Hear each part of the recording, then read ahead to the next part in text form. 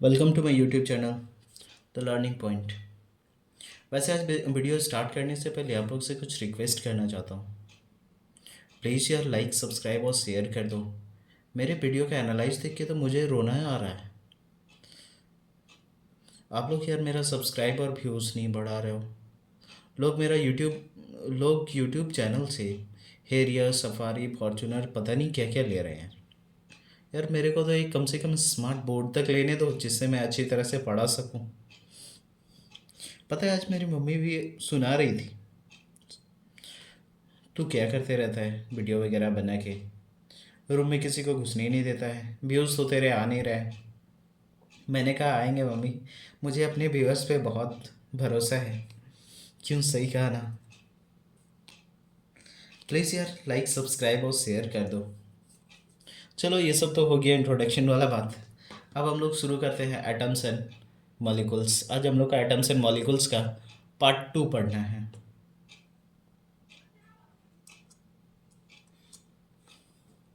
सबसे पहले टॉपिक आता है अपना जो एटम्स एंड मॉलिक्यूल्स जो है। इसमें सबसे पहले आपका एक साइंटिस्ट का नाम आता है, जॉन डाल्टन। बहुत ही, क्या बोल सकते हैं, खतरनाक टाइप के इंसान थे। जैसे खतरनाक कैसे देख सकते हैं, जैसे अभी का जो ट्रेंड चल रहा है इस ट्रेंड से बिल्कुल अलग। जैसे देखते हैं वो पैदा हुए थे आपका 1776 में एक पुअर वेबर का फैमिली में, इंग्लैंड में।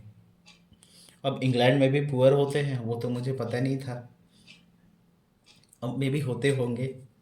I think he received his early education from his father. उनके फादर उनका अर्ली एडुकेशन करवाए थे। विलेज स्कूल में वो पढ़े थे। अरे यार आज तो हम लोग का विलेज का स्कूल भी बंद होने वाला है। After attaining the age of 12, जब वो 12 साल के हो गए थे तब वो विलेज के स्कूल में पढ़ाने लगे थे। अभी सोच सकते हो यार, 12 साल का स्कूल में, 12 साल का जो एज होता है, अभी तो, अभी 12 साल के एज का बच्चा का अभी देखने जाओ तो अभी वो लोग क्या करते हैं, फ्री फायर। लेकिन वो स्कूल में जाके पढ़ा रहे थे। इसी बात से हम लोग, मैंने कहा कि वो बहुत ही खतरनाक टाइप के इंसान थे। जैसे देखिए आगे देखते हैं, 1793 में जब उनका एज 23 हुआ था तब वो कॉलेज में जाके फिजिक्स केमिस्ट्री मैथ पढ़ा रहे थे। और अभी हम लोग क्या करते हैं, फेसबुक ट्विटर वगैरह पे मैसेज चैटिंग वगैरह इधर उधर करते रहते हैं। लेकिन वो उस समय फिजिक्स केमिस्ट्री और मैथ पढ़ा रहे थे। उसके बाद आते हैं 1794 में, वो डिस्क्राइब कर दिए आपका कलर ब्लाइंडनेस के बारे में। सोच सकते हैं कि 23 साल के उम्र में वो कॉलेज में पढ़ाना चालू किए, 24 साल के उम्र में वो क्या करते हैं, कलर ब्लाइंडनेस के बारे में वो डिस्क्राइब भी कर देते हैं। तो आप उनका सोचने का जो तरीका है, कितना गहरा चिंतन करते होंगे, आप उसके बारे में अंदाज़ा लगा सकते हैं। उसके बाद इन 1808 he presented his atomic theory. 1808 में वो अपना एटॉमिक थ्योरी दे देते हैं और एक्सप्लेन भी कर देते हैं प्रॉपर्टीज ऑफ मैटर के बारे में। सोच सकते हैं, Dalton was the first person to calculate the mass of atom. Dalton वो पहले इंसान थे जो एटम का मास को भी कैलकुलेट करके बताए थे। और उसके बाद एक दिन ऐसा आता है 1844 में, जो अपना 78 ईयर जो था, उस समय वो क्या करते हैं, इस दुनिया को छोड़ के चले जाते हैं। और हम लोग को एक, क्या बोल सकते हैं, ज्ञान का लालटेन देके जाते हैं, जो कि हम लोग का अभी तक जल रहा है, जो कि हम लोग अभी तक पढ़ रहे हैं। एटम, सबसे पहले देखते हैं atom. Atom is the smallest particle of an atom element. Atom जो होता है एक सबसे छोटा पार्टिकल होता है किसी भी एलिमेंट का। चाहे आयरन का बोलिए, आयरन का सबसे छोटा वाला जो पार्ट होता है, सबसे छोटा जो दिखाई भी नहीं दे, उतना छोटा माइक्रोस्कोप या इलेक्ट्रॉन माइक्रोस्कोप से हम देख सकें तो हम उसको क्या बोलते हैं, एटम। वो क्या करता है, केमिकल रिएक्शन में पार्टिसिपेट करते हैं। ठीक है। उसके बाद केमिकल रिएक्शन में पार्टिसिपेट करने के बाद मॉलिक्यूल बनाता है, कंपाउंड बनाता है, बहुत सारा अलग अलग प्रॉपर्टीज़ के साथ साथ वो आगे बनाता है। The size of the atom is indicated by its radius, उसका जो साइज़ है उसको हम लोग इंडिकेट कर सकते हैं उसका रेडियस के हिसाब से। जैसे कोई भी चीज़ हम मान लेते हैं क्या वो एक सर्कुलर शेप का हुआ तो उसका क्या होगा, कुछ तो रेडियस होगा, उसी रेडियस से हम उसका एटॉमिक, उसी को हम क्या बोले, एटॉमिक रेडियस, और उसी से हम उसका साइज़ के बारे में पता लगा सकते हैं। The atomic radius is measured in nanometre. Atomic radius को नैनोमीटर में मेज़र किया जाता है। और 1 नैनोमीटर इक्वल टू कितना होता है, 10⁻⁹ इसका मतलब 1 बाई, सोच सकते हैं कि आपका 1/1 के जगह 1 दे के आपका 9 जीरो लगेगा, तब जाके आपका उतना के साथ आप किसी भी एटम का जो ये है उसको मल्टीप्लाई कीजिएगा, तब जाके आपको उतना छोटा वैल्यू मिलेगा। अब आता है सिंबल, सिंबल ऑफ एलिमेंट। ये भी जो एलिमेंट का सिंबल के बारे में जो बताए थे वो भी सबसे पहले डाल्टन ही बताए थे। तो एक्चुअली में वो बताए जो थे कि Dalton was the first to use the symbol to represent the element in short way, but it was very difficult to remember a huge number of elements. Then it was J.J. Berzelius who proposed that the element can be represented by using the first letter of the name of the element in English or Latin. सबसे पहले Dalton क्या किया था, कुछ symbol बना के दिखाए थे, अलग अलग सिंबल बनाए थे। ठीक है, जैसे आप देख सकते हैं सिंबल हम बना के दिखाते हैं आपको, किस टाइप का बनाए थे वो, सेकेंड। जैसे देख सकते हैं वो एक इस टाइप का बना है और उसके अंदर में एक पॉइंट दे दिया इस टाइप का, ये सिंबल हो गया। या फिर बीच में एक पॉइंट दे दिया, उसको डॉट डॉट डॉट डॉट करके दिखाए, इस टाइप का डॉट देके, तो इस टाइप का सिंबल वो बनाए थे। और बहुत अलग अलग सिंबल बनाए थे जिसको हम लोग को मतलब उस समय लगभग 56 या 58 एलिमेंट के बारे में जानकारी था, मतलब डिस्कवरी हो चुका था। तो उतना एलिमेंट के बारे में जो था वो उतना बनाए थे, शेप अलग अलग सिंबल, लेकिन उसको याद करके रखना जो था वो काफ़ी दिक्कत था। जिसके कारण ये जो जे ब्राजीलियस आए, वो ब्राजीलियस क्या किए, उस जो आपका सिंबल था वो बोले कि हम क्या करते हैं, एलिमेंट का जो पहला लेटर होगा ना, हम उसी को क्या करते हैं, उसका सिंबल बना देते हैं।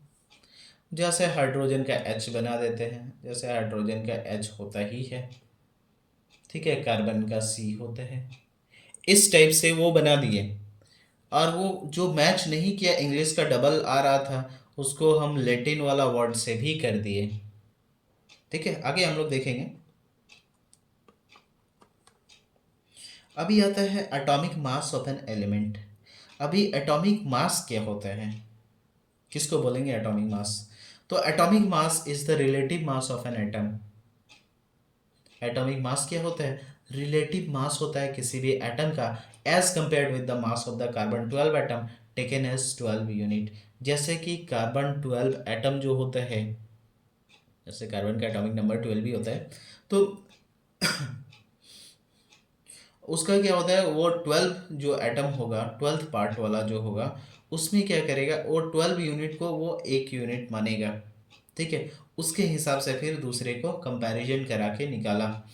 ठीक है, जैसे अगर हम इसको एग्जांपल में अगर देखने जाएं तो कार्बन 12 एटम जो हो गया, कार्बन 12 एटम बोले कि इसको, carbon 12 atom is the atom of carbon having 6 proton and 6 neutron.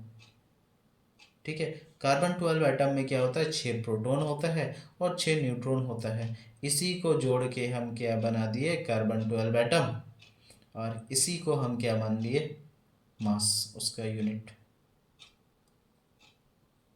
Atomic mass unit. अभी क्या आया, atomic mass unit is defined as the 12th mass of the carbon 12 atom. जैसे कि कार्बन 12 एटम का जितना मास होगा, उसका 1/12 पार्ट जो निकालेंगे वो हो जाएगा मेरा एटॉमिक मास यूनिट। और ये जो होता है,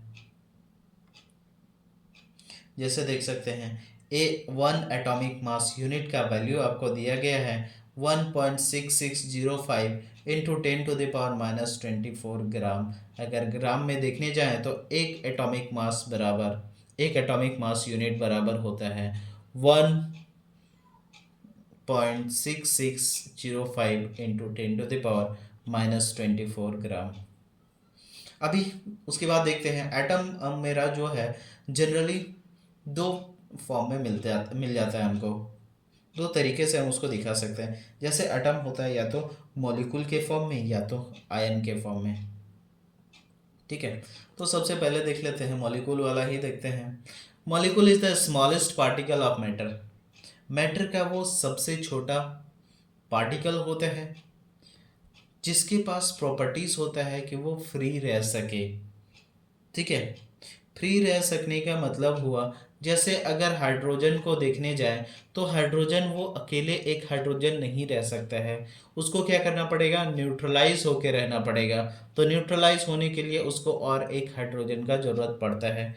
हम आगे बताएंगे कि कैसे आपको दूसरा हाइड्रोजन का ज़रूरत पड़ा, कि क्यों आपका दो हाइड्रोजन रहा यहाँ पे, और हम मेरा यहाँ पर N2 ही क्यों पाया जाता, सिर्फ N क्यों नहीं पाया जाता, ऑक्सीजन में सिर्फ O क्यों नहीं पाया जाता है, O2 क्यों पाया जाता है। ठीक है, ये हम लोग आगे बताएंगे। दे आर इलेक्ट्रिकली न्यूट्रल, मतलब वो अपने आप को न्यूट्रल बना के रखने के लिए, अभी हम लोग सिर्फ समझते हैं अपने आप को न्यूट्रल बना के रखने के लिए ही वो क्या करता है, आपका N2 रहता है या O2 रहता है, शेयरिंग करता है इलेक्ट्रॉन्स का। जैसे हम क्या करते हैं, हाइड्रोजन जो होता है उसका क्या होता है, आपका एक इलेक्ट्रॉन होता है, और दूसरा जो हाइड्रोजन उसको कितना चाहिए अपना ऑक्टेट को पूरा करने के लिए, और एक हाइड्रोजन का ज़रूरत होता है। तो वो क्या करेगा, दूसरा हाइड्रोजन के साथ वो क्या करेगा, म्यूचुअल शेयरिंग करेगा। उसके बाद ये जब दोनों एक साथ रहेगा तो अपना ऑक्टेट को ये भी पूरा कर लिया, ये भी पूरा कर लिया, तो ये क्या बन गया मेरा H2। इस टाइप से वो केमिकली कंबाइन करके रहता है। उसके बाद आता है N2 भी वैसे ही हो गया। N के पास कितना होता है वो हम लोग देखेंगे आगे, अभी बताएंगे तो ये काफ़ी लंबा वीडियो हो जाएगा, इसी कारण से हम नेक्स्ट वाला में जब आयन बताएंगे तो उस समय हम क्या करेंगे, सब क्लियर कर देंगे एक साथ, जिससे आपको समझने में कोई दिक्कत ना हो। The number of atom present in molecule of an element is called atomicity. जो नंबर ऑफ एटम प्रजेंट होता है किसी भी मॉलिक्यूल में तो हम उसको क्या बोलते हैं, एटोमिसिटी। जैसे कि मेरा कभी कभी, जैसे हम इसमें देखें हाइड्रोजन का दो था, हाइड्रोजन का दो था, ऑक्सीजन का दो था, क्लोरीन का दो था, लेकिन ऑक्सीजन एक थ्री वाला भी आया, ओजोन। जैसे P4 भी होता है, S8 भी होता है। तो हमको इससे पता चला कि सिर्फ दो ही एटम एक साथ नहीं रह सकता है, दो से ज़्यादा एटम मतलब दो से ज़्यादा भी एटम एक साथ रह सकता है। तो वो क्यों रहता है वो आगे हम लोग डिस्कस करेंगे आयन में। Molecule of compound, molecule of compound contain two or more different type of chemically combined together, atom chemically combined together. बोलने का मतलब है कि एक कंपाउंड में दो या दो से अधिक टाइप का एलिमेंट एक दूसरे के साथ कंबाइन करेगा और मॉलिक्यूल बना के रहेगा, तो हम उसको क्या बोलेंगे, मॉलिक्यूल ऑफ कंपाउंड। जैसे बोलने का मतलब है दो एलिमेंट, जैसे H हो गया, हाइड्रोजन एक एलिमेंट हो गया, Cl भी एक एलिमेंट हो गया है। अब ये दोनों एक दूसरे के साथ मिल के रहता है तो मेरा क्या बनाता है, HCl।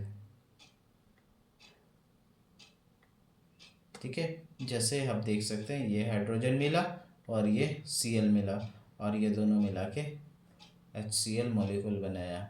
जैसे यहाँ पर मेरा ऑक्सीजन एक है और हाइड्रोजन दो है, ये दोनों हाइड्रोजन आपका मिला के एक ऑक्सीजन के साथ रहता है।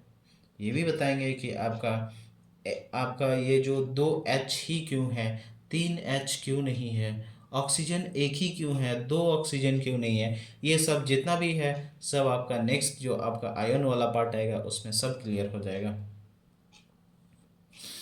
उसके बाद आता है chemical formula. Chemical formula represent the composition of molecule of the substance in term of symbol of the element present in the molecule. बोलने का मतलब है कि एक केमिकल फार्मूला जो है वो दिखाता है कंपोजिशन ऑफ मॉलिक्यूल, मतलब एक से ज़्यादा मॉलिक्यूल जब किसी भी केमिकल रिएक्शन में मिलता है और एक नया चीज़ बनाता है, अब मतलब नया प्रोडक्ट बनाता है या फिर कंपाउंड बनाता है, तो ये जो प्रोसेस होता है दिखाने का कंपाउंड का, तो उसको हम लोग बोलते हैं केमिकल फार्मूला।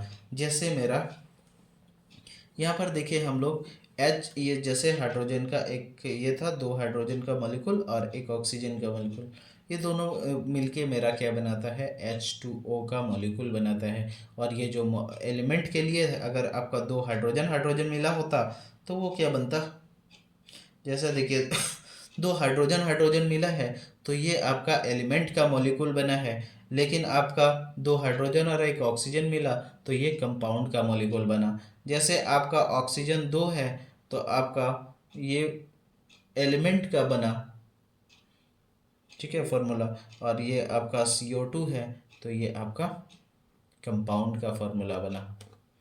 आई होप कि आपको समझ में आया होगा। बाकी जो है इसके बाद हम लोग नेक्स्ट वीडियो में देखेंगे पार्ट 3 में। तब तक के लिए थैंक यू।